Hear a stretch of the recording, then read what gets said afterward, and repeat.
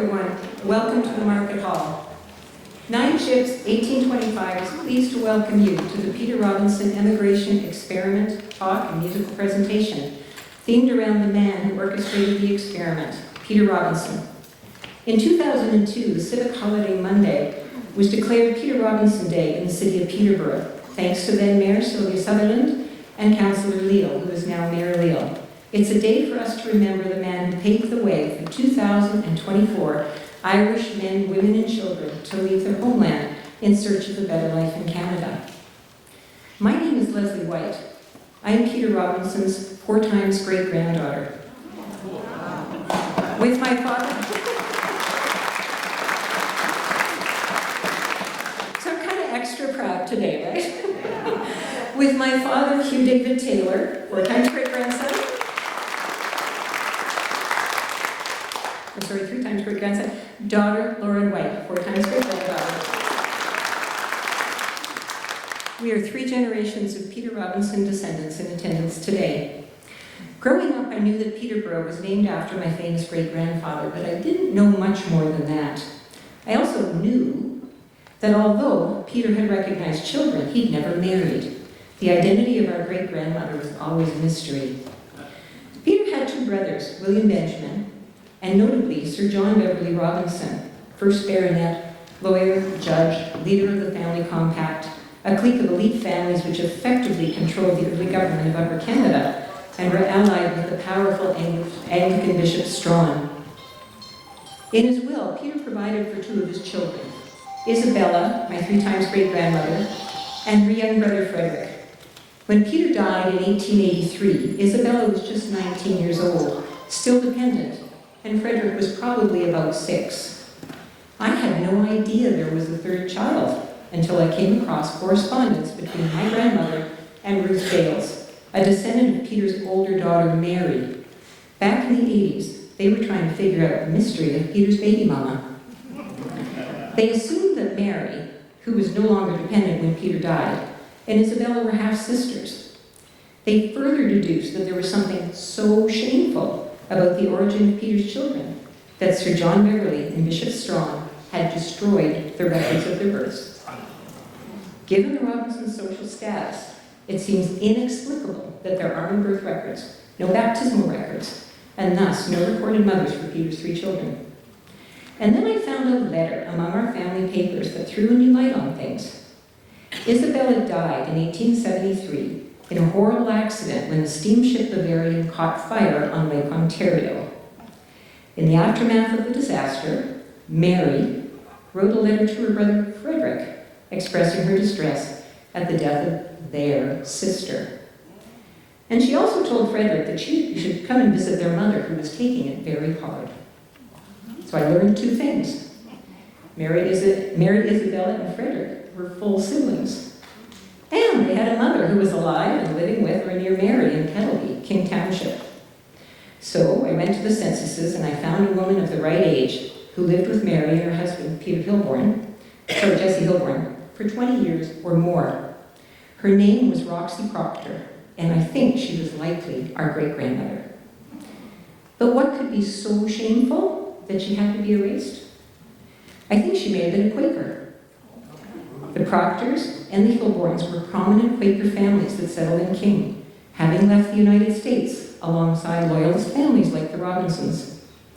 I think it is possible that Roxy and Peter were married, but a Quaker marriage would not have been respected by the staunch Anglicans in the family compact, and so it seems plausible that she was erased. So I have plenty of circumstantial evidence, but I have no proof. However, I'll leave you with one last tidbit. Mary's 2nd and 3rd children were named Peter and Roxana.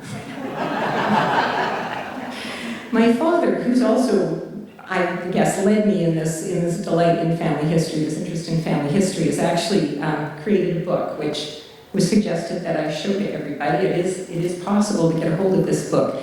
This is the history of Isabella and her family. She married into the Sybils. She married Charles Sybil Sr. and their family, coming down to us, to my father, to me, to my daughter, all from my father's perspective and the people that he remembers. An interesting family history. In May, at the Bicentennial book launch, my father and I had the pleasure of meeting a delightful new cousin who shares my interest in family history, Idra Snipe, visiting from California, a descendant of the other daughter, Mary. The historical talk portion of this afternoon's event will be roughly 40 minutes in length, followed by another 40 minutes of music. Due to time constraints, if you have any questions for the presenters, we ask that you save them until the end of the event this afternoon, when you will have an opportunity to speak to them in the lobby. There will not be an intermission, but you are welcome to get up and go to the washroom at any time. Washrooms are located in the lobby. Now, as we begin, 9 Ships 1825 acknowledges that our commemoration is taking place on the traditional territory of the Mississauga Anishinaabe, and we are grateful to the First Peoples for their commitment and teaching about our earth and our relations. And now, before I introduce our two presenters, Elwood Jones and Dennis Carter-Edwards, I would like to ask Gaelic language speaker Sarah Finney from the North American Gaeltacht to come up and teach us an Irish greeting. It's a good afternoon in Irish. I bring up my bag because frankly I'm that canary in my shaft. I'm not reacting well to the wildfire smoke. And so my medical stuff is in there just in case. Here, right here. Okay, so this is for the... I had nothing. Alright, so it's Misha Soracha in Irish. My name is Sarah, but in Irish we say Soracha. You may have also heard it as Soracha. That's another dialectical difference. This is my husband. Smisha Michal. That's the Irish variant of Michael. And you can actually learn a little bit of Irish right now. You could say is, Misha, insert your name. Is Misha? You now speak some Irish. Congratulations. So I was asked actually to introduce some Irish to you, the joy of Irish. We are Irish learners, the two of us, so we are not fluent.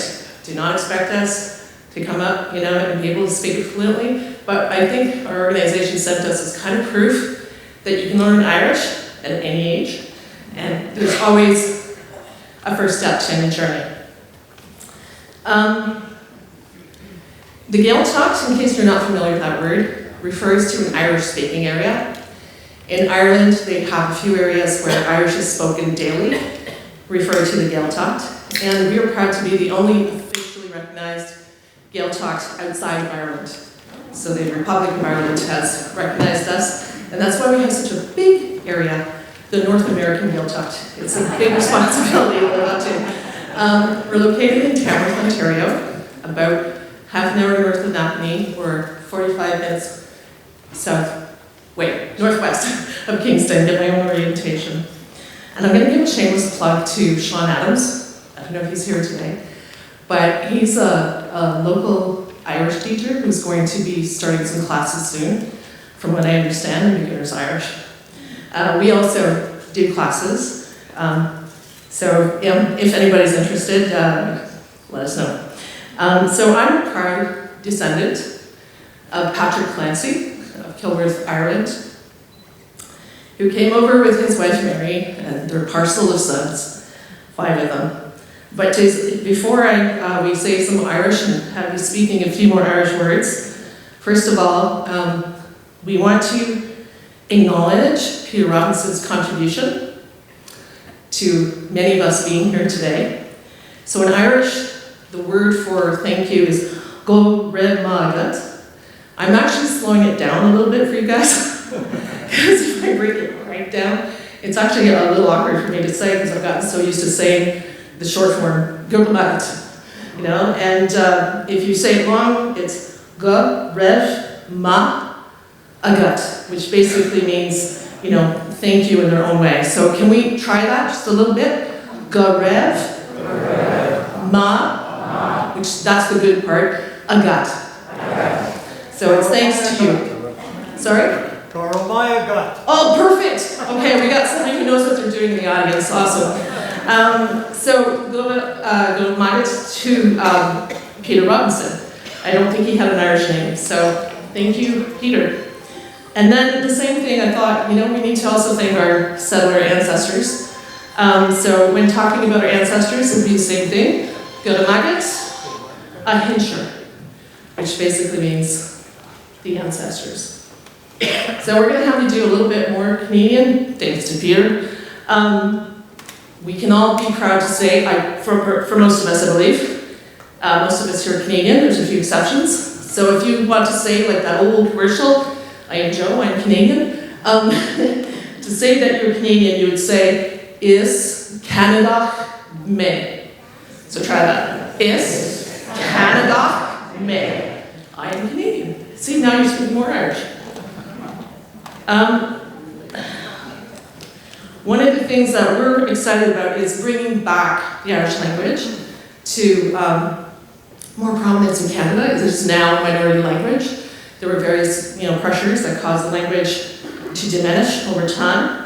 But we're rather excited about the fact that Chris Hatfield, if many of you know, was our astronaut, he spoke Irish while he was up in space. So he even brought Irish to the cosmos. And he sent back a message while they were passing over Dublin and beautiful Ireland. Ta era fuair Allen. Basically, Ireland is truly beautiful. And, when we're looking at this, he's absolutely right. Not only is Ireland beautiful, but the Irish language is beautiful as well. So we wanted to do a quick few greetings with going back and forth. We got a little cheat sheet. We left some on the table there if anybody wants. It's got the Irish and then the approximation of the English pronunciation if you were trying to learn it for the first time. So we have. So to start off with, you'd say hello, which would be Diahwit. Diahwit, yes. Literally, it's God be with you, but it's used even by like atheists and such. So in Canada, you will hear people say, oh God, even if they don't actually believe in an entity. Of course, that's a reflection of our history, but there you have it. You have the history in the language. You have the heritage in the language. You have the culture in the language, which is why after I was researching my family history, I was like, oh, I'm done with just doing St. Paddy's Day. I'm doing it all. So we've already covered on the cheat sheet, Ismisha. Ismisha. Awesome, you're good. Now if he was to ask you, Bonus Tontu. how are you? So we have another one, awesome. So this is in our dialect that we're learning. We're learning something more specific to the Dingle Peninsula, but that is how they would say it there. As those of you who know a little bit of Irish, you may have heard it more as Canis Atatu, or if you're from Ulster, Kajima Atatu. So in this case, we're doing Canis Tantu because we're doing homage to our dialect. And our dialect, for most of you, if your ancestors were from the south of Ireland, your dialect, your principal dialect would be Munster.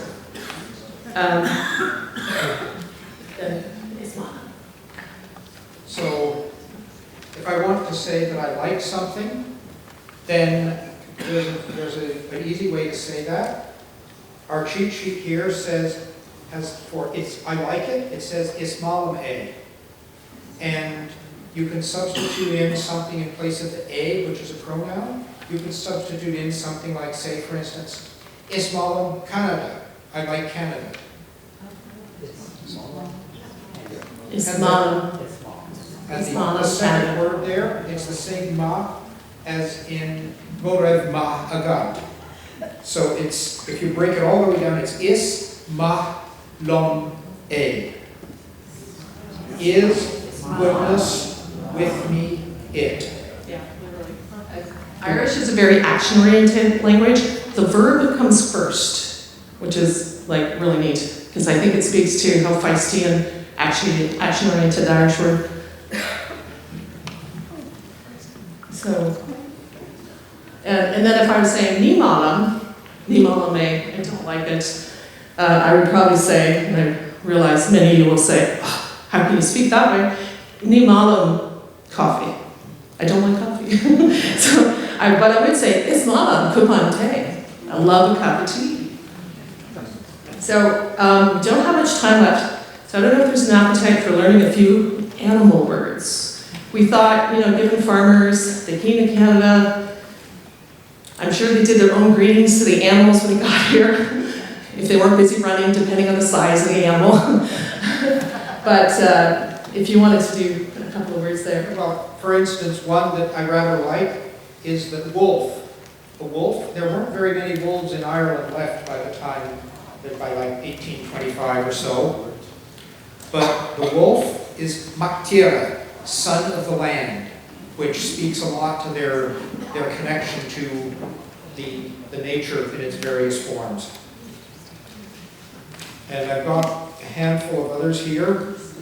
For instance, the term for a spider is Gaeltacht, which is actually 2 words. And by coincidence, a day or two ago, I was looking at animals and I discovered that a stag is Gaeltacht. And I suspect that this is a diminutive of that, Gaeltacht being a diminutive of Gaeltacht. So that a spider is a miniature stag. The language is full of colorful expressions like that. So I think we are just about out of time. So we'll teach you one last word. Many people will know sláinte, but the word to say goodbye, which is something all our ancestors, sorry, I get choked up. When our ancestors had to say goodbye to Ireland, slán. It's an easy one. Just think of mnemonic lawn, front lawn. Put an S in front of it. Slán. And that's all, folks. I feel like I should be saying thank you to them in Irish, but I'm kind of a slow language learner and I've already lost that one. But thank you very much. Miigwech, merci, all the languages I know. I would now like to introduce you to historians and 9 Ships 1825 board members, Elwood Jones and Dennis Carter Edwards. Dr. Elwood Jones is a professor emeritus of history at Trent University and an authority on Peterborough history. He's one of the founding members of the Trent Valley Archives and has served as their archivist since 1989. He's authored and co-authored dozens of local history publications, including Peterborough, the Electric City, An Historian's Notebook, Peterborough's Unique, and most recently, the 9 Ships Bicentennial Souvenir. He was also the editor of the Heritage Gazette of the Trent Valley and a columnist with the Peterborough Examiner. A graduate of Peter Robinson College of Trent University, Dennis Carter Edwards worked as an historian with Parks Canada, supporting a variety of presentation and preservation programs. A past president of the Ontario Historical Society, the Peterborough Historical Society, and former chair of the City Arts, Culture, and Heritage Advisory Committee, Dennis is an active public speaker on heritage topics and a period animator, most notably portraying Richard Birdsall Rogers, the engineer responsible for the Peterborough lift lock. His extensive research on the Peter Robinson-led Irish migration has contributed to the success of the 9 Ships program. I believe that Dr. Jones is up first.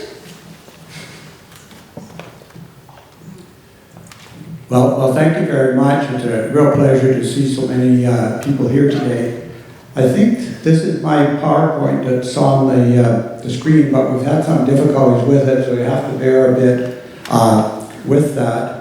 I thought really I could actually comment a bit on Peter Robinson. I remember some years ago when Peter Robinson College was still in operation, some people came into town and asked why was the college named for Peter Robinson? And the people there said, well, because Peter Robinson was gay. So it makes you realize how a little bit of knowledge can really lead you astray. And we found the same story has happened around. The story was actually that when Trent University was started, they wanted one of the Trail College had all names that were historic females, and Peter Robinson had all names that were historic Peterborough names, male. So that's and it was, of course, originally in those days, that's back in the 1960s, Trail was all girls' college, and Peter Robinson was all men. Didn't stop me from getting together though, hey Dennis? Dennis was from Peter Robinson at that time. Oh, this is Brendan Moore, who's the president.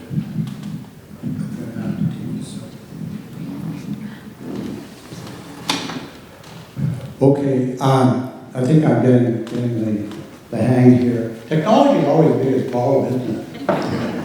Anyway, if I had a real loud voice, I wouldn't worry so much. Anyway, this is it. Yeah. No. Really, thanks. Now, some of the slides didn't come out. What I had here was a beautiful map of Cork showing the Blackwater Valley. The area that we're talking about with Peter Robinson immigrants all came from Munster, in the south area. I called it the Blackwater Valley for general purposes, even though they all weren't immediately there. But it's the same with Trent Valley Archive. We came up with the name Trent Valley because it kind of captures a big area, even if it doesn't capture the part you want. So the question that comes up for me is, why is it just this area that the Peter Robinson immigrants came from? And so it seems to me that when you're looking at the explanations, you have to look for things that specifically apply to Munster and not to all of Ireland. Now, what we know about Munster is that for over 200 years, it was effectively the breadbasket of England and Scotland and Ireland. There was strong dairy business, there was grains, oils, wheat, all those kind of things that came through. And of course, it was also the best area for the growth of potatoes, which had been introduced from Peru in the 16th century. So we have kind of a 200-year period when this is actually a very prosperous area, generally works well. And we know one of the signs of the prosperity is that the population doubled in the period between about 1750 and 1825. And conventionally, you think that when a population is doubling, this means the death rate is declining, birth rate is increasing, and it's usually a sign too of longer life things. So it means that this is a fairly prosperous kind of place that's coming through here. So what I like to say about 1823 and 1825 is that we have what is a perfect storm. The various things that take place here, you need all of them. And you can't just pick and choose. You can't just say this is the reason they came or that is the reason they came. You've got to see the whole picture. Now, if you take it that way, what we had was that in 1815, 10 years before we're talking about, that was the end of what had effectively been a 100-year war between France and England.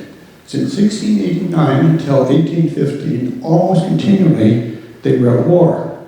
Now, the nice thing about this is that the Irish, of course, cheated the French because they were fighting the English. But after 1815, you're on your own. You can't depend on France anymore. This is going to be the period of the English dominance coming through here. So that's the first thing to consider. Now, if we look again in 1815, we suddenly see other changes that are occurring. If you had an army, navy that had been in operation for 100 years, that means there's going to be a lot of unemployment immediately in the period after 1815.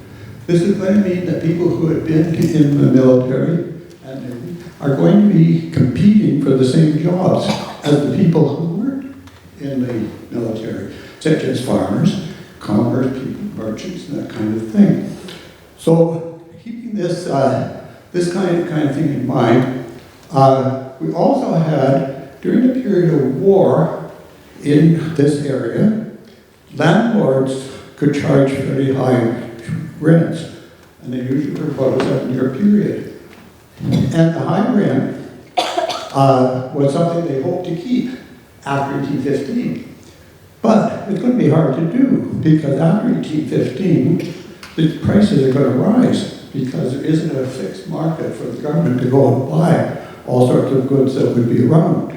So we've got a lot of these kind of pressures, and in this particular area, the landlords were canceling leases. 7 years has sort of been on, and they were not renewing at reasonable rates. So this led to what were displaced farmers, that the people had land and had been working, they maybe were small, they maybe were tenants, but now they're without support like this. So what happens is that we get an agrarian revolution of sorts, of rebellion, that occurs about 1821, 1822, in which was called the Rockite movement.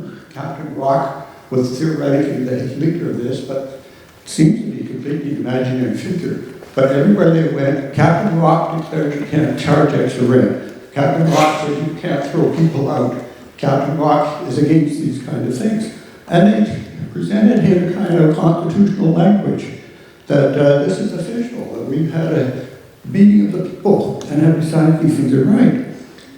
Now this resonates a little bit in 1821, because you might remember, well maybe you won't, but in 1798 there was a big rebellion in Dublin, and as a result of that putting down, the British closed the Parliament of Ireland. So Ireland no longer had a parliament after 1800. This is what we call the United Kingdom in Ireland. Suddenly becomes part of Scotland and England. We add the extra cross of St. Patrick to the Union Jack. So what it means is that if you're going to make changes in this area that going through, you've got the local pressure that I just described, but you also could go to Westminster and make pressure there. So if you go to Westminster, how do you have a weight there? Well, when Ireland lost its parliament, it didn't lose representation. It didn't have it in Ireland, they had it in Westminster. So we have now a strong Irish presence in the British Parliament, which included people like the Prime Ministers, such as Wellington, Sir Robert Peel, people like this who actually had Irish background. And we had lords in the House of Lords, maybe not a lot of them, but what we know from the Canadian experience is just because you're a minority doesn't mean you can't be influential. And the Irish were able to push the weight onto the British Parliament during this period. So in this context then, the lords in Ireland, such as Lord Emmesmore, Lord Doneraile, Lord Kingston, thought that the best way to solve the problem here is to get rid of these troublemakers who were along the way here. But how do you get rid of the troublemakers in this? Well, emigration was one way to do it. Now, generally speaking, nobody in 1825 was advocating emigration as an answer to national problems, because we understood ever since The Wealth of Nations by Adam Smith in 1776 that you had to respect the people as a source of wealth. And so if you go and send them off as immigrants, you're decreasing the presence within the national thing, the national country. Now, if you could imagine yourself more broadly and said, well, you know, the British nation isn't just the United Kingdom, it's the whole world. And so if you think of it that way, then immigration becomes something that is reasonable to think about, because there are going to be people who want to buy British products wherever they have to be. So this will be a way to get around that. So Sir Robert Wilmot Horton, who was the Undersecretary of State in the Colonial Office, and also a member of Parliament, and who therefore had some kind of sense of influence, was a believer that you could afford to, now this is the thing, not only to encourage immigration, but to have the British government pay all the expenses of travel, the supply along the way, the food, send them across to Canada, and once there, give them 100 acres of land, give them a cow, an ox, all the equipment they need, and this will be a win-win situation. Well, it's in a way, you're kind of a proof that it was a win-win situation. The problem was that Robert Horton couldn't wait 200 years to prove that this was the case. So what we have then is that he comes up, this is a guy who has never gone to Ireland, never gone to Canada, but happens to meet Peter Robinson, who was traveling in England with his brother, who was on official business because of being the Attorney General in Upper Canada, had to go and talk to his British people, everybody on the same wavelength, and brother was with him. Now, suddenly we have what you might have called a missing piece in terms of Robert Wilton Horton's plan. We need somebody who knows enough about Canada, knows how to push political levers, knows how to get things done if we're going to do this. John Beverly Robinson says there's nobody better than Peter. And I think in a way this is probably true. There's been some debate over the years about these kind of things. But at any rate, that's the way that happened. So my kind of a feeling here is that it's like Mission Impossible, eh? Peter Robinson was given a task that he had to prove in a short period of time that this was a win-win situation. Well, it turned out that in a long haul, he was a lot of products were in. What we don't realize, it takes 3 months, even in 1825, to get from Cork to Peterborough, which was then known as the depot. That's the place where everything was going to be distributed from. So during that 3 months, we still got a lot of logistics to have to work. We have to worry about the commissariat, we have to worry about where people are going to stay, we have to worry about how people are going to travel once they get to Quebec City, and all those kind of things come through there. I think it's just an amazing logistical situation that arises here. At any rate, Peter Robinson proved his worth when he when it came to the last part, because as it turned out, once you got to Coburg, they didn't have a road that was decent enough to get to Harwood, which was then known as Sully or Rice Lake. So Peter Robinson Emigrants, you may have had all your expenses paid, but didn't mean you didn't have to do some work along the way. So let's fix this road up, let's get some wagons rolling, and here we go. Now, then we want to get from Rice Lake to Peterborough on the Autonomy River, where the river's already slow, where it's all going uphill. You try to get around the weird turns that are in the river, can't do it. So then we have to design a boat that would have be able to float all the way across. So they did what? It's 8 feet by 60 feet, and it could carry about 30 people at a time. Apparently sometimes as much as 100, according to what I heard the other day. But at any rate, with all the luggage, 30 people. So I meant that over the course of how many days it takes to get 2,000 people from Rice Lake up to Peterborough, give you an idea. So people were really coming in at different times between early September and middle of October. By the middle of October, they've all arrived here, and they're here and doing fine. And Peter Robinson was really pleased about this. He wrote to his brother and said that everything is going tickety-boo. They're really great here. He says, Peterborough is the most beautiful place I've ever seen. I don't make this up. Peterborough is the most beautiful place I've ever seen. Now, it goes on to explain partly why it's so beautiful. They didn't have to cut down any trees. Any of you who've done the walk from Peter Robinson's Peterborough will notice that we were on a very flat area, that there were virtually no trees in the area, So he didn't have to go and cut down, not like the farms that people got where they had to cut off a whole bunch of white pine and things like this in order to get their places going. This was really a beautiful place. So in that sense, he was able to work a lot of miracles. But what he couldn't do was give enough information to Robert Wilbur Horton to say that this was definitely going to be a win-win situation.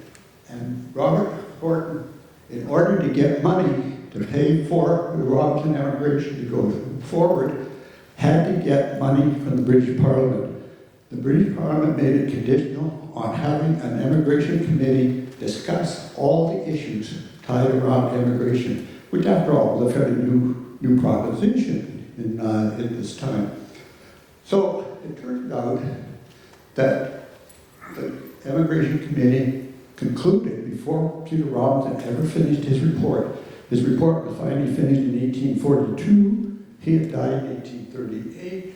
So we can sense here that 1825 there'd been a lot of water going under the bridge.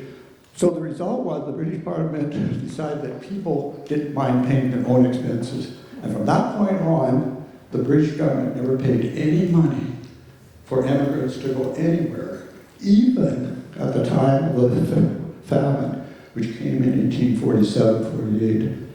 And I think for that I probably lost all my time. Thank you very much.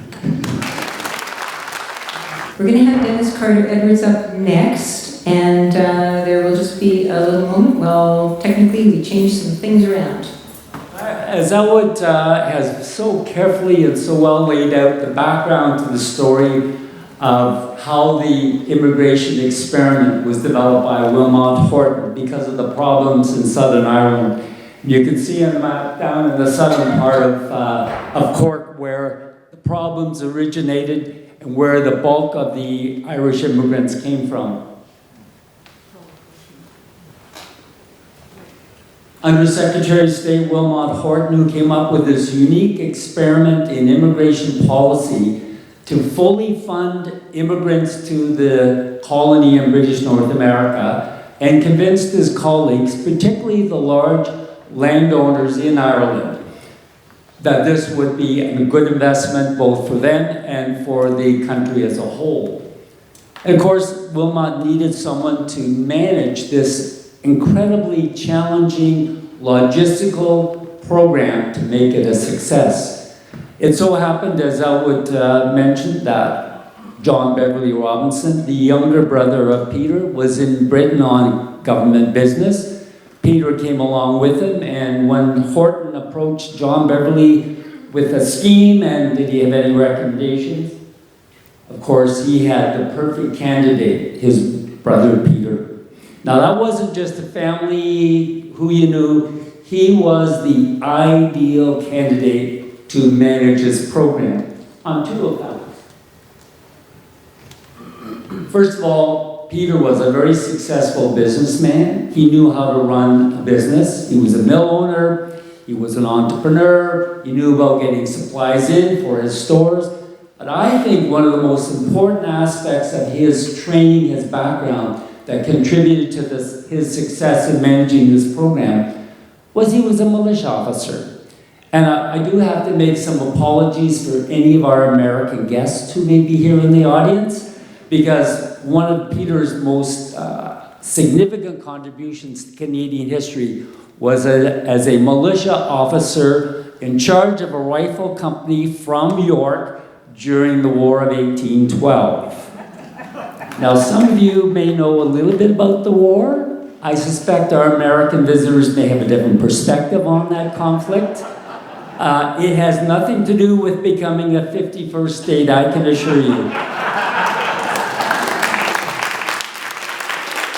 So, what's the story? So, Peter Robinson was in charge of a rifle company. He accompanied Major General Sir Isaac Brock on the march to Detroit, where there was a large American force on the American side of the Detroit River under General William Hull, and I believe it was there that Robinson learned the requirements of a of supply, of training, of moving and supplying people on the march. He had to make sure his troops were fully equipped with weapons, with ammunition, with food, with clothing, and that kind of training, I think, contributed greatly to both his selection as the leader of this experiment, but also the success he managed in, first of all, dealing with senior officials. Not only Wilmot Horton, but in promoting this scheme, he had to deal with the large landowners in Ireland to make sure that they were on board for the program and that they didn't just shuffle off some of their troublesome tenants they wanted to get rid of, send them to the colonies so we don't have to worry about them. Robinson knew we needed good, experienced, capable farmers if this experiment was going to work. So he knew how to deal with higher levels of society as well as the poor working farmers that he dealt with directly. So I think Robinson is the ideal candidate, and how appropriate on this particular part of our program.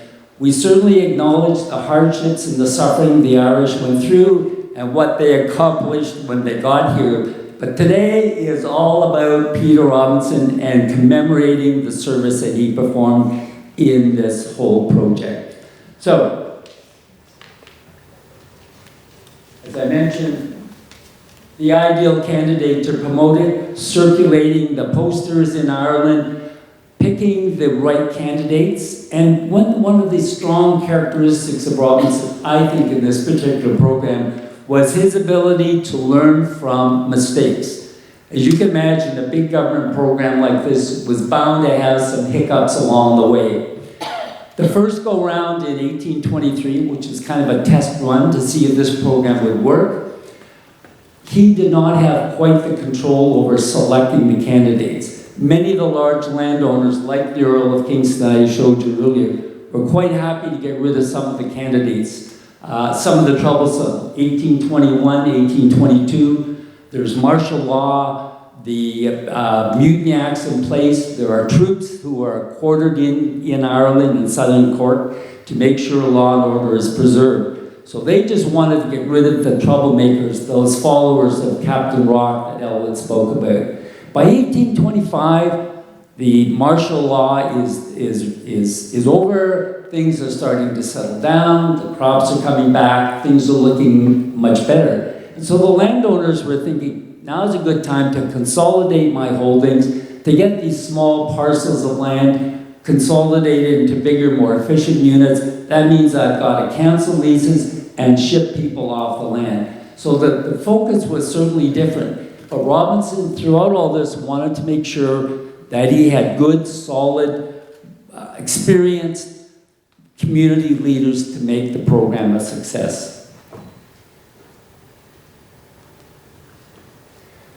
You can imagine the logistical challenges that Robinson faced.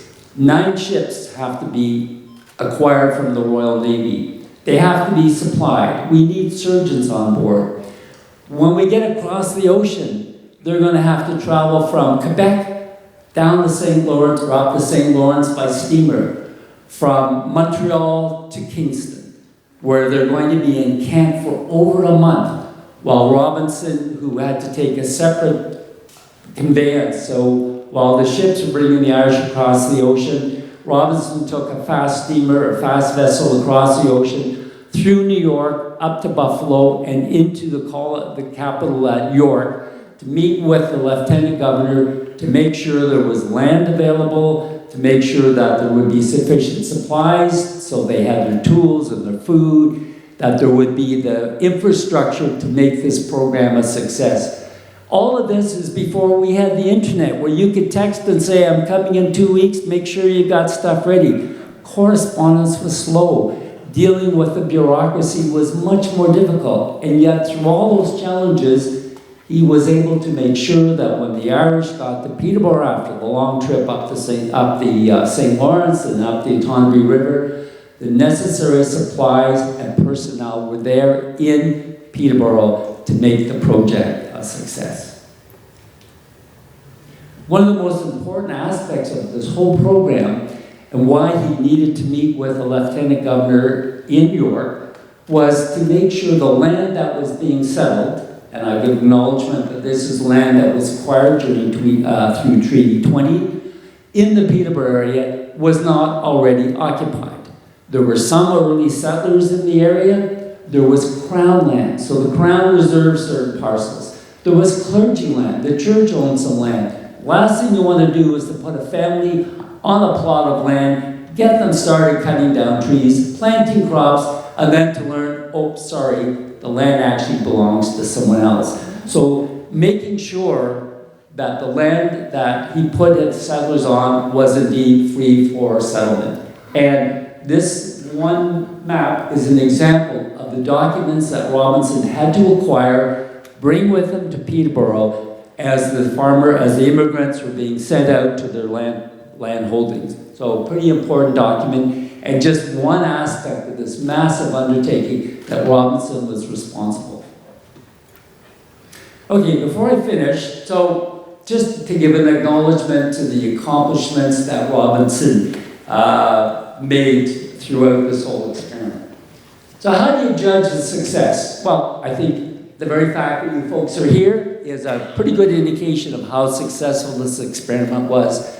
Generation upon generation of Irish descendants and those settlers maintained a successful economy, maintained the strong Irish culture. But I think the true measure of how successful Robinson was in this experiment doesn't come from the official reports on how his budget was. He was deficient in some receipts, and he was late in getting payments back to the government for all of his expenses. It's what the Irish people themselves had to say about Robinson. Pardon me. I am getting a little hoarse. As some of you in the audience will know, I've been doing a lot of talking these last few days. Thank you, Elwood. Some of you are probably hearing me for the third or fourth time, and my wife said, "Those poor suffering souls."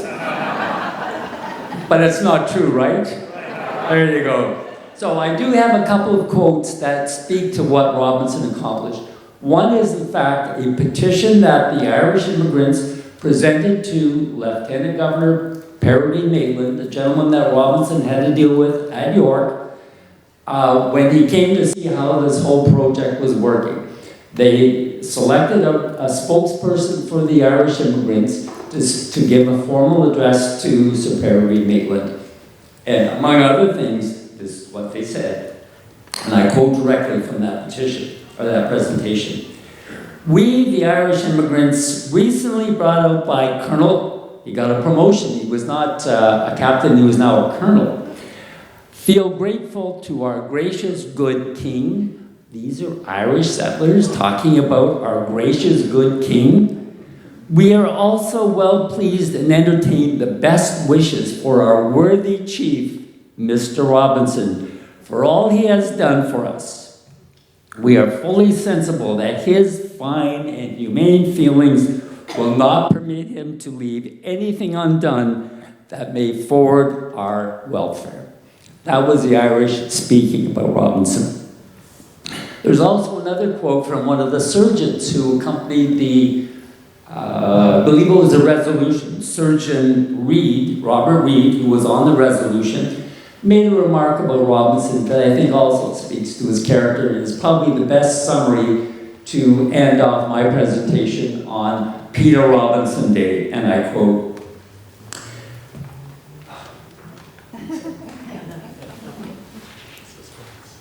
"It's water, but I think something a little stronger might be in order before the day's over." I quote from Surgeon Reed, "Mr. Robinson's exertions and humanity in making the selections, choice of the settlers who were to come over, the ones that got the lottery ticket, one of the 307 families out of the 50,000 people that applied got to come over.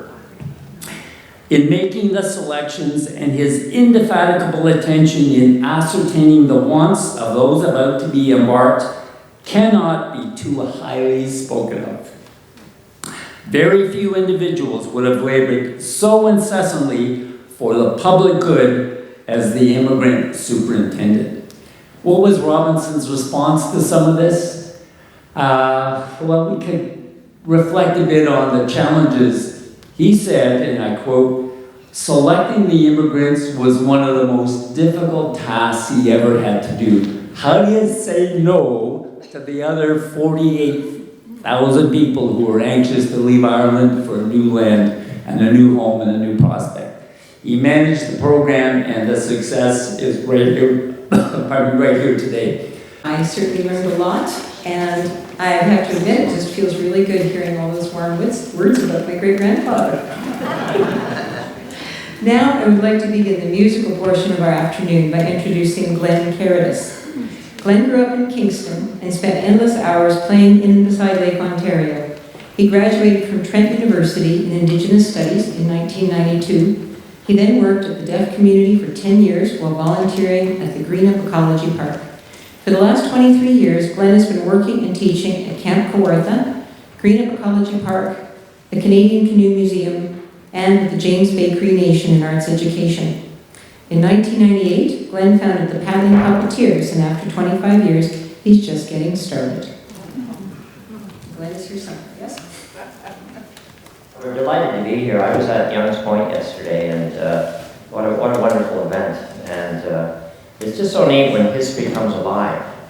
I've also been, and I was at the Fourth Line 2 nights ago. If you have a chance, The Wild Irish Geese is a marvelous piece of writing by Megan Murphy, and deeply touched by the weaving of the Indigenous experience. I felt like the Fourth Line was assertive but gentle about it. So that's a wonderful thing as we move forward in the spirit of reconciliation. So we're in Abitibi Nibini Jesus, that's the midsummer moon, and the beautiful rich culture of the Anishinaabe people. We want to start off, I know we have somewhat limited time, so we're going to limit the story a little bit, but not show you all of it, but we're going to start off with this Crankie Theatre, which was a very popular thing back in Victorian England. This was, of course, before movies, talkies, picture shows, the Crankie Theatres. So as I crank it, I'll sing you the song about the Peter Robinson settlement.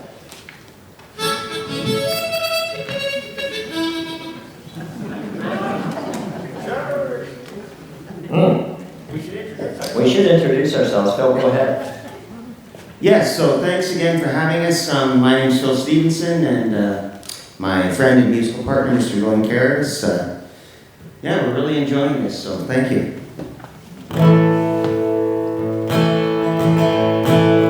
1825, when the ship bells started ringing, calling out of Hope Harbor, the people started singing. 9 ships set sail from Ireland's troubled fields of green, with the trade winds of going. Surely Canada would be seen, surely Canada would be seen, surely Canada would be seen, with the trade winds of going. Surely Canada would be seen. The Reagans, Clancy's, Collins, and the Sullivans too, aboard the ship, the Albion, with Captain Mills and crew. 5 weeks below, when a call went up, we gathered on the deck to see the lovely hills of a land they call Quebec, a land they call Quebec, a land they call Quebec, to see the lovely hills of the land they call Quebec. Then up to Lake Ontario, that great inland sea, then overland to Rice Lake and the rolling Otonabee. The Robinson settlement was waiting with rations for a year, safely in this Canada, for that we gave a cheer, for that we gave a cheer, for that we gave a cheer, safely in this Canada, for that we gave a cheer. Well, our log shanties were built and waiting as the snow fell on the land. We gathered winter cordwood, for the time was near at hand. Winter winds were raging, our fires they burned so bright. The Phillips of new songs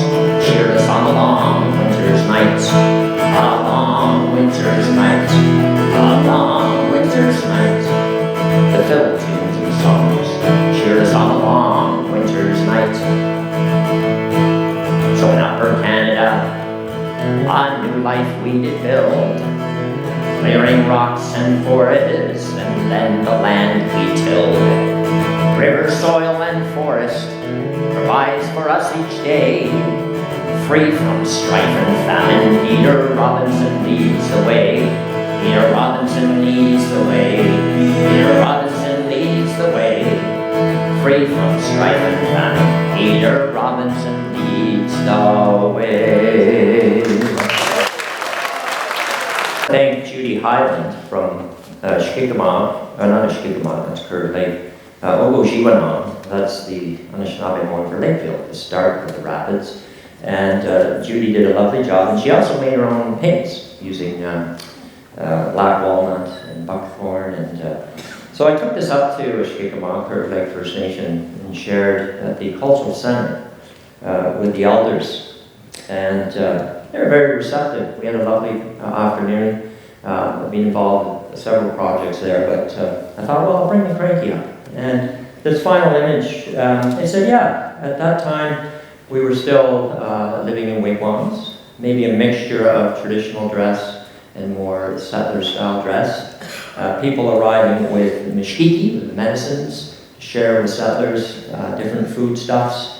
And we agreed that this image here of sitting down at the table, breaking bread, and sharing, which really echoes an ancient treaty, the treaty territory, of course, of the Rice Lake Purchase, Treaty 20, and the Williams Treaty. But if we go back in time, the treaty of the dish with one spoon. So the metaphor of the land being the dish and the spoon, it was a treaty between the Haudenosaunee and the Miccosukee, and may that carry on today. So thank you very much, everyone. Let's go now to our first photo. So we've worked, I have to thank John at the Peterborough Museum and Archives, if you get a chance. Love the museum. There's about 300,000 historic photos. And I set out with the task to represent Peterborough in 12 photos. Well, that's impossible. But what I realized very quickly was really no surprise is how rich the stories and characters and people. So we chose the name Nogojiwanong, that's the Anishinaabe word for a place at the end of the rapids. This is a photograph of Peterborough, taken from where we are, the Market Hall, looking down George Street, wooden sidewalks, the dirt roads, and you can see down just where Prairie Park is, that historically was a wetland. So let's go to our first photo. Captain Basil Hall, he was with the British Navy. I guess I should use my notes, but maybe not. He's known as Peterborough's first tourist, and he came to Peterborough in 1927 with his wife. He'd served in the Napoleonic Wars, I believe, and so he did some lovely sketches of Peterborough. So this is a sketch looking across from Ashburnham East City to the area that we are now, so it's slightly changed. We want to sing you a lovely song, one of my favorites. It's called Deep in the Canadian Woods. It was written by T.D. O'Sullivan. He came from Dublin, Ireland. He lived in the Campbellford area in 1858. We know that he did settlement duty, and then 2 years later went back to Ireland. We don't know much about him, but we know that he left this song behind. And I'm just going to grab my authentic Irish drum made in Germany, called Elwood. So here we go, Deep in the Canadian Woods. We're going to do a tune on the end, are we not? Maybe the next one. Oh, the next one. So Yeah. you can tell us. We're doing the fast version.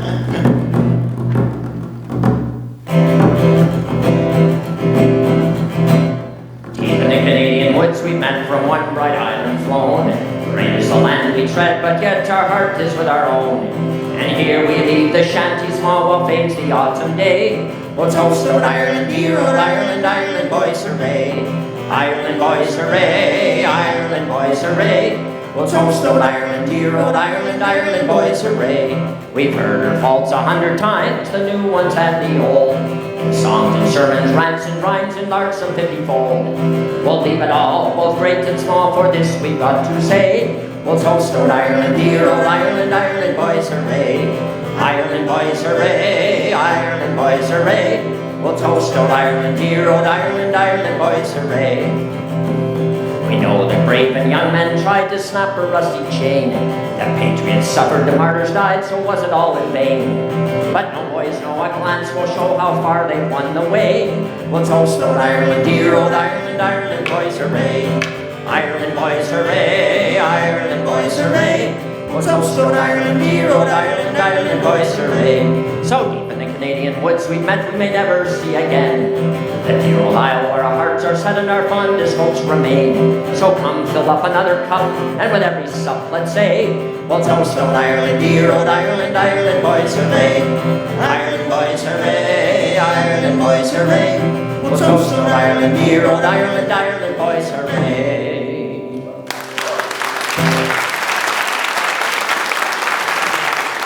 Thank you. Thank you very much. What fun. So I've been somewhat obsessed with trying to find old songs. And we have rich archives here. I'm always peeking through the Peterborough Public Library and talking to people of the older generation, trying to find songs before we lose those beautiful songs. So this next photo is, of course, Peterborough became a lumbering town. Maybe Elwood, you can correct me, I think there were 6 or 7 mills running between downtown and Nassau Mills, which is now Trent University. Would that be correct? That sounds about right. Yeah, thank you. It got so busy with lumbering that in 1875 there was an anti-sawdust league. There was so much sawdust being dumped in the Atanabi-Zibai River, it's like the heart of the Atanabi River, that there was a campaign to stop all of the sawdust being put into the river. So I'm going to sing you a song. Edith Folk, who collected songs, she went to the town's general store in Durrow, where many Robinson settlers set up shop. And in the 50s, she collected songs from elders before those songs were lost. And this is one of them. It's from 1845. It's called The Backwoodsman. And let's put a tune on there, Phil. We'll do the Woodchoppers. All right. So this song is about a fellow that he was supposed to be going out to work. He ended up on a spree. So I guess times haven't really changed. What's in the cup? What's in? Good one. It's well I do remember in the year of 45, I think myself quite happy to find myself alive. I saddled up my horses, my business to pursue, and I went to hauling cordwood as I often used to do. And I only hauled but one load when I should have hauled more. I went down to Omimi as I often had before. The taverns they be open, the liquor was flying free, and I hadn't emptied one glass when another was filled for me. And I met with an old acquaintance, I dare not tell his name. He was going to a dance, and I thought I'd do the same. He was going to a dance where the fiddle sweetly played, and the girls and boys all danced till the breaking of the day. Well, I put me saddle on me arm, and I headed for the barn to saddle up old Greenhag, not meaning any harm. I saddled up old Greenhag, and I rode away so still, and I never drew a long breath till I got to Downeyville. Oh, when I got to Downeyville, the night was far advanced. I got up on the floor, yes, to have a little dance. But a fiddler, he been arrested, his arm was short and strong. He played the rounds of old Ireland for 4 hours long. My father followed after me, I've heard the people say. He must have had a spyglass or he'd never have found his way. Well, he peeked in every keyhole where he could see a light, till his old grey locks were covered with the dew of the night. It's well I do remember in the year of 45, I think myself quite happy to find myself alive. I saddled up my horses, my business to pursue. I went to hauling cordwood as I often used to do.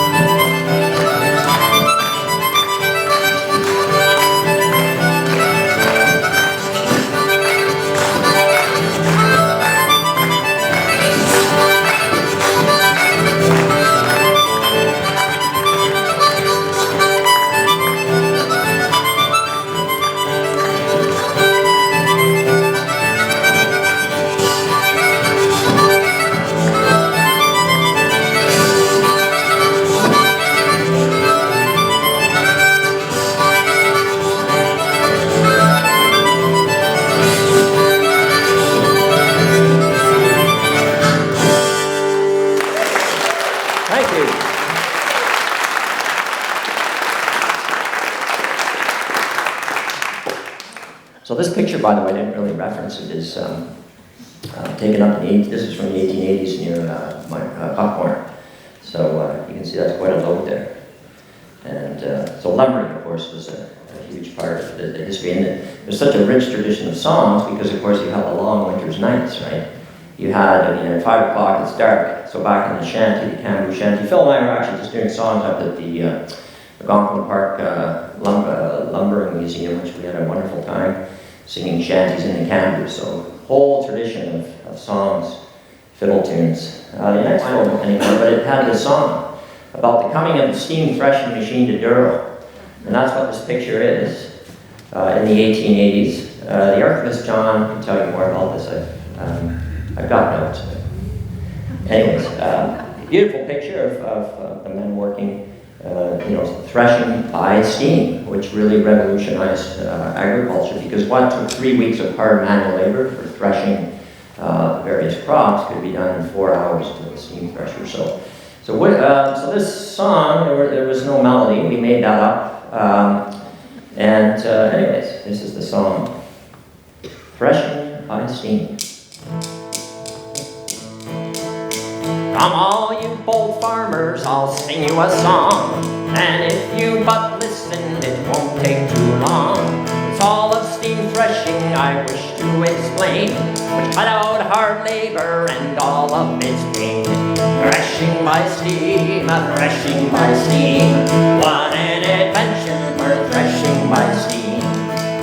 Well, the first man come, there was one laddie McBrick. He swore by his maker the straw came out thick.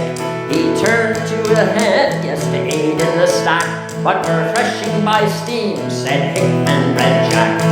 Threshing by steam, threshing by steam, what an invention, we're threshing by steam.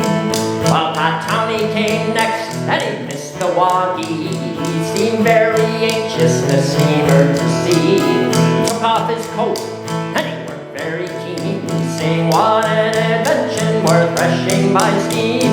Threshing by steam, threshing by steam, what an invention, we're threshing by steam. Well, they emptied the mound, yes, and that very soon. The engine gave whistle, it being about noon. Said Murphy to Croak, please jump to your team. To heck with you, Murphy, we're threshing by steam. Threshing by steam, threshing by steam, what an invention, we're threshing. One more time.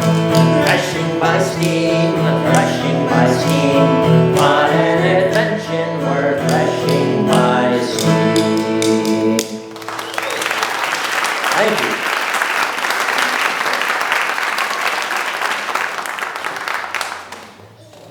There were 18 more verses, but I'm sparing you the grief. we're conscious of time here. What's the next photo? Let me see.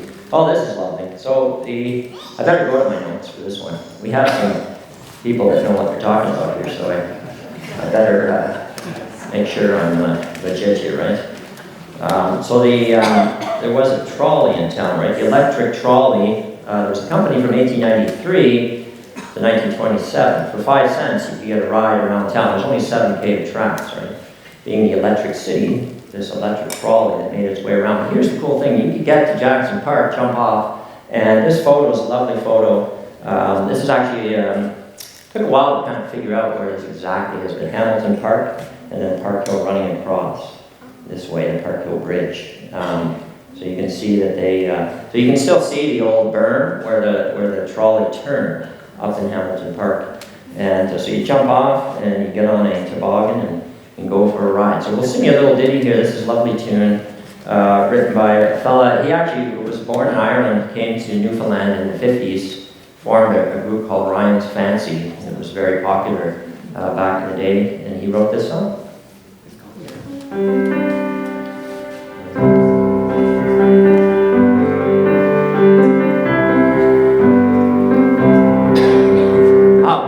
Snow is a child's delight as it brightens up a winter's night and coats the earth in a cheery white with the snowflakes falling on it. Well, the morning comes and the children play, their laughter rings the day. They hope the snow is here to stay, and it won't be gone tomorrow. Snowman, snow house, hey, play with me. Shake the snow down from the tree. Games once played by you and me, with the snowflakes softly falling. Sliding, running down the hill. The time for fun is now but still. As they climb up life's long hill, they're sure to meet some sorrow. Snowman, snow house, hey, play with me. Shake the snow down from the tree. Games once played by you and me, with the snowflakes softly falling. With the snowflakes softly falling. With the snowflakes softly falling. This is where I pelt them with snowballs. They're actually indoor snowballs. That's the last time I play with you ever again. All right, what's the next one here? Okay, we're gonna go. So, it's really interesting. I've been using the word inclusive history, right? So how do we reflect? There's so much we can learn, obviously. I've been working with various projects with Curve Lake First Nation, and enough. So find women's history, right? So you go through the archives. There's lots of John helped me with this. It's like lots of women in leisure, school teachers. Raising children. It was harder to find, a picture of a woman in another sort of role. And this is a lovely photograph and story. This is a woman who's buried at Little Lake Cemetery. I should go down and visit because her name is Finney. And she was born in 1891, died 1992. And she signed up in the First World War as a bluebird, one of 3,000 women that signed up to serve overseas as a nurse. And what's really interesting is that she was, in 1916, the War Measures Act enfranchised women in the service to vote. So she was the first to vote in Canada. Now, because she was 5 hours ahead in England, she was the first woman in Canada to cast her ballot along with a woman named Jean Bennett and Oda Weldon. And that picture is actually them casting their ballot. So women weren't enfranchised fully until the first election where all women voted was 1921 federal election. They were enfranchised in 1918 and then the first federal election in 1921. This song is just a lovely song called Bread and Roses. I thought it was appropriate to match this photo. And it was written by Helen Todd from a speech of the Women's Trade Union during the Chicago Garment Workers' Strike of 1910.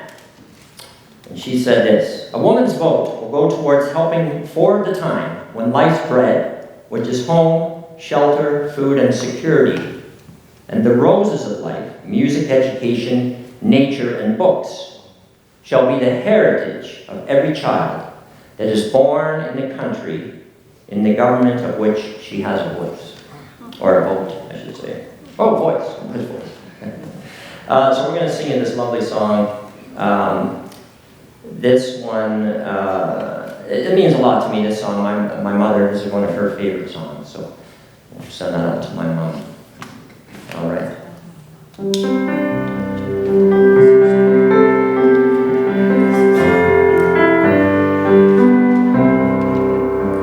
As we go marching, marching in the beauty of the day, a million darkened kitchens, 1,000 mill lofts gray, are touched with all the radiance that a sudden sun discloses.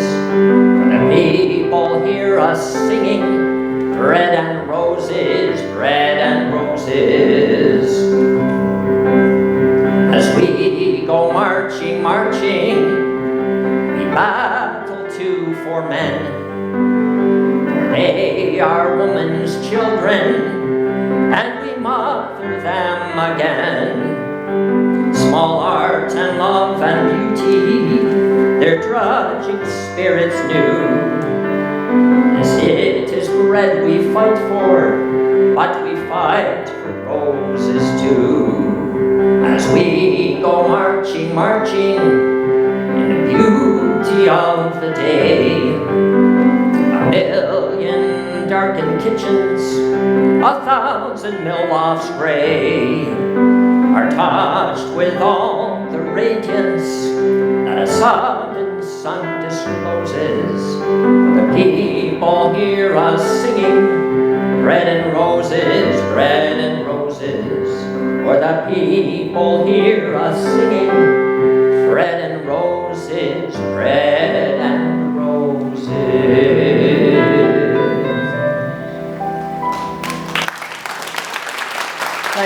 Well, okay, this is kind of random.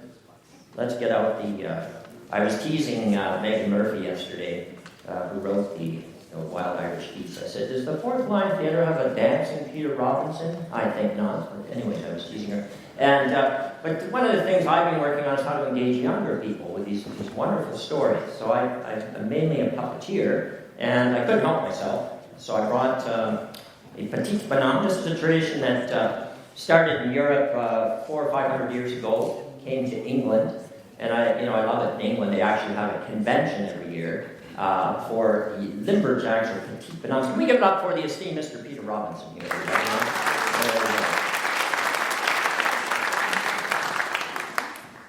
So, of course, the arts, puppetry, music, what have you, is such a wonderful way to draw attention with younger folks and bring some fun to it for sure. Well, I hope.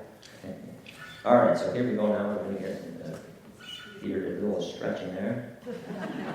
Okay. After all, he's over 200 years. So we're always looking nervous here. All right, Phil, let's do, what tune? Let's do, Before breakfast. What's that? Whiskey before breakfast. Oh, whiskey, okay, here goes.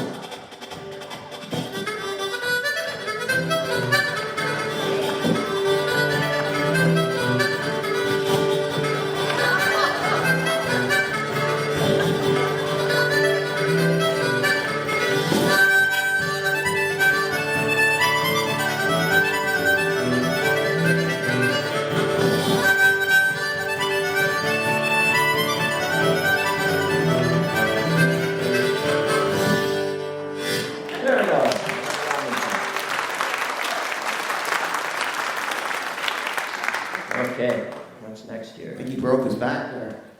Why did you see? He sat down with John there. Yeah. Okay. He's got good medical cards, so it's all good. That's right.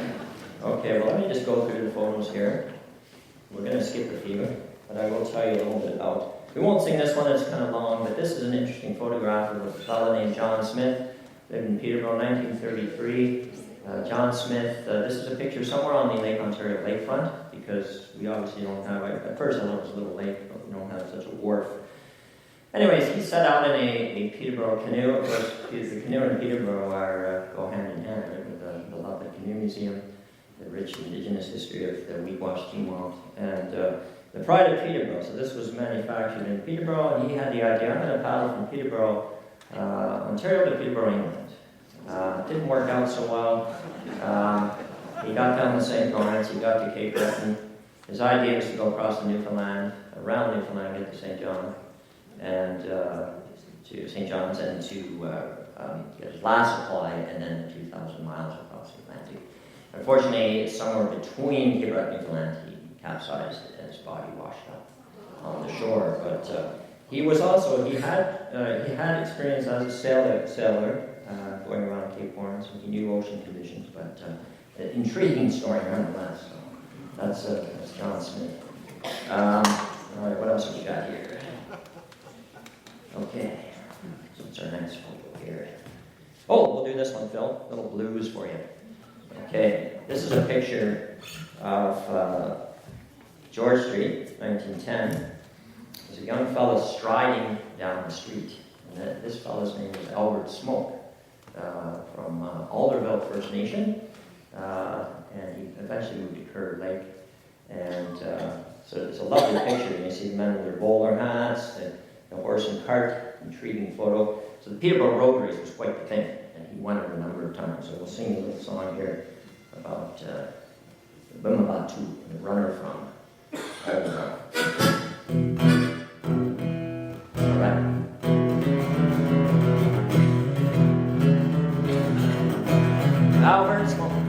Albert Smoke set the pace in every race. Mitchisagi from Alderville, watch him run well, what a thrill. 1910, on George Street, Smoke was the guy to beat. He set the pace, the race was won. Word was out that guy could run. Yes, Albert Smoke set the pace in every race. Mitchisagi from Alderville, to watch him run well, what a thrill. Well, the biggest race was his dream. He made the Olympic team. 24 in Antwerp town. An injury brought poor Albert down. Yes, Albert Smoke set the pace in every race. Mitchisagi from Alderville, to watch him run well, what a thrill.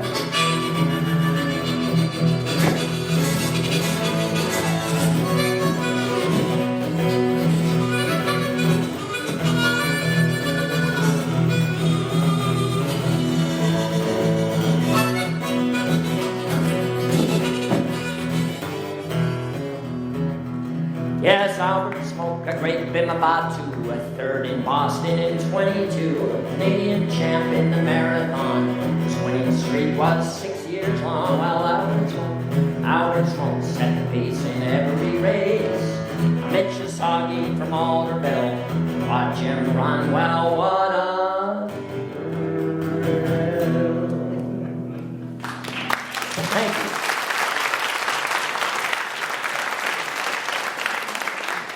I work up at Camp Forth to do an outdoor education, and the first time I sang that song was some children from Alderville First Nation, and there were some smokes in the audience, descendants of this fellow, so that was super fun.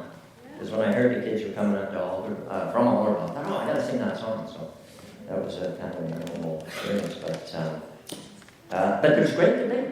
There's great debate with the Mississauga, because Fred Simpson was also a very fine runner, so to this day there's debate on who was better. Yeah. Of course, the Haudenosaunee said that Thomas Longboat was the king, but yes. Well, I want to sing you guys a song. I have to sneak in a little ecology here, because without it, you wouldn't be here. And this is a tree. This is the oldest known tree in Peterborough. Now, there is an older one in Burnham Woods, but that's outside of Peterborough, just outside of the city limits. And so this tree is in Jackson Park, which is, anybody visit Jackson Park? Marvelous place, right? It's one of only 4 urban old-growth areas in southern Ontario. So we have 11 acres of old growth right in our town. Wonderful place to sit and to visit, and all sorts of things to be seen. So this tree, this Kijik or cedar tree, started growing in 1763. So that's me in my traditional garb, pondering this tree. And sadly, with the ice storm, this tree has a big crack in it now. So, I've been watching it. It seems to still have this green boughs. But anyways, here we go. In 1763, a cedar seed by chance did fall deep in the forest by the creek. Today it stands so tall. The Anishinaabe travel through the ancient trails and creekside too. Now that's a lot of history in the cedar. In 1818, an English settler came, William Dixon, we know him by his name. A mill and farm his family built beside that cedar tree. The Robinson settlers soon arrived. Fleeing Ireland's hardship, they survived. Now that's a lot of history by the cedar. A tree this old, one of the last, a standing treasure from the past. Today in Jackson Park, we can view it every day. A place of refuge for young and old, a medicine the elders told. And now that's a lot of history in the cedar. Thank you.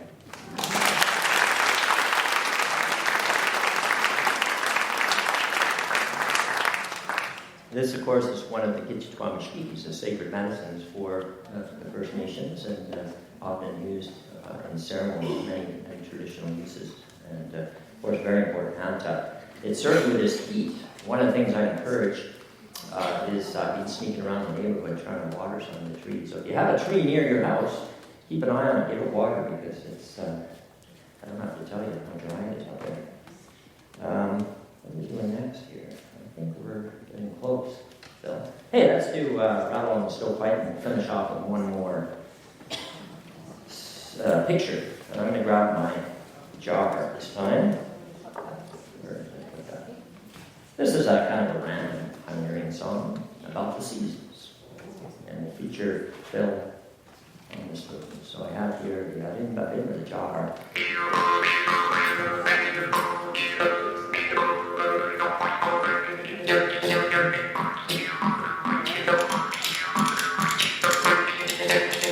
Last night I heard the lake ice creak in the morning, but the first warm breeze, snow is melting on the rooftop, sap is running through the trees. Rap on the stovepipe, push jack jar, rap on the stovepipe, push jack jar.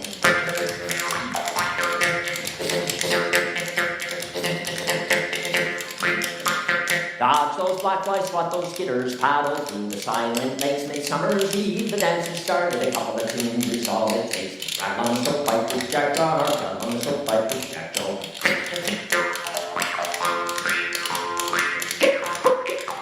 Black-eyed Susan's in the garden, corn for sale and pumpkin pie. Grab your socks and old red long johns, time stack the wood pile high.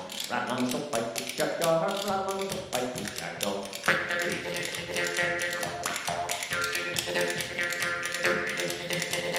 Now we're snowbound in the cabin, darkness falls and time stands still. A couple of tunes on Grandpa's fiddle, dance away the evening chill.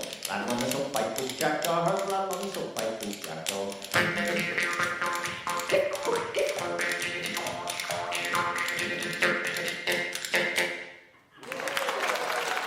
Thank you very much.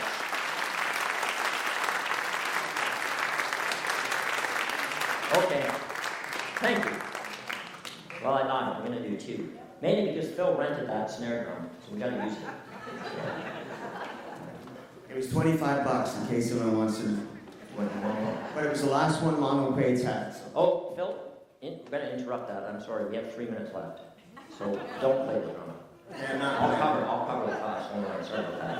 I've just been briefed. We have 3 minutes, and I have a photo I really want to share, the last photo. So I've been lucky enough to be involved for the last 10 years with the Adventure and Understanding, which was initiated by Don Watkins of the Rotary Peterborough Kawartha Club. And this is a trip for Indigenous or New Canadian youth, 16 to 18 years old. We travel from Peterborough to Curve Lake First Nation. We spend 6 days out on the land and water, connecting with what sustains us. And at nighttime, we sit around the fire and we learn from the Michisagi elders. And we have lots of programming, but it's really the time. It's bringing the youth together, bringing communities together, and that's what I've really enjoyed seeing. Yesterday at Young's Point, people gathering, learning, and so we have a song to finish about the Adventure and Understanding. We're leaving in a couple of weeks for our 10th trip, so hope you enjoy it.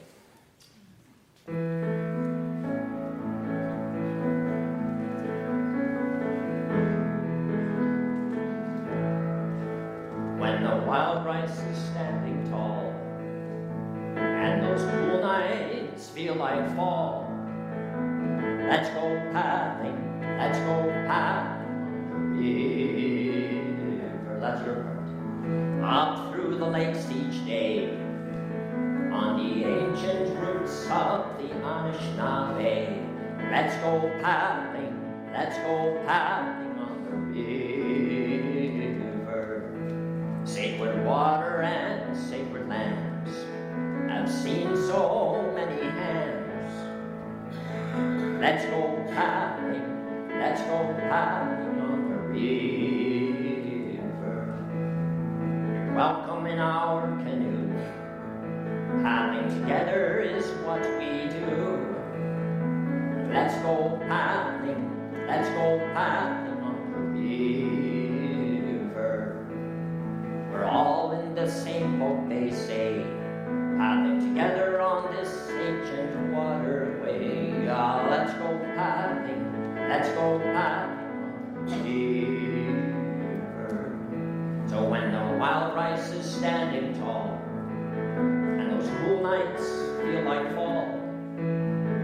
Let's go paddling, let's go paddling on the river.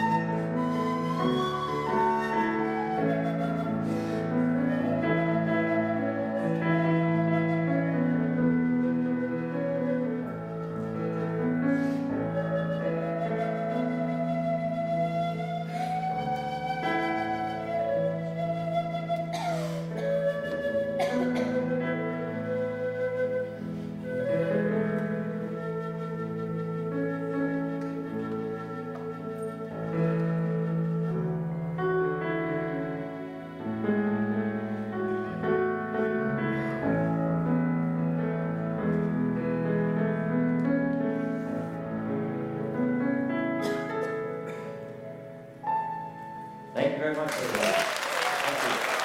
Thank you. So I just want to say thank you very much, everyone.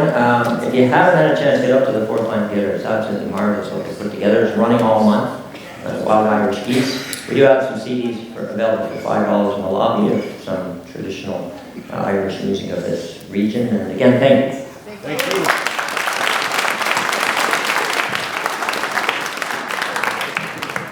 Thank you very much to Glen and Phil. I think everyone will agree that that was a really wonderful, wonderful bit of music.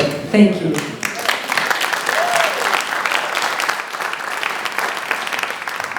This concludes the Peter Robinson Emigration Experiment talk and musical presentation. Thank you everyone for coming. We welcome you to attend the rest of the events that are planned for this week as part of the Bicentennial Commemoration Week, including walking tours, bus tours, and the final 2 outdoor concerts that are part of the Peterborough Music Fest's Irish Week, August 6th and 9th.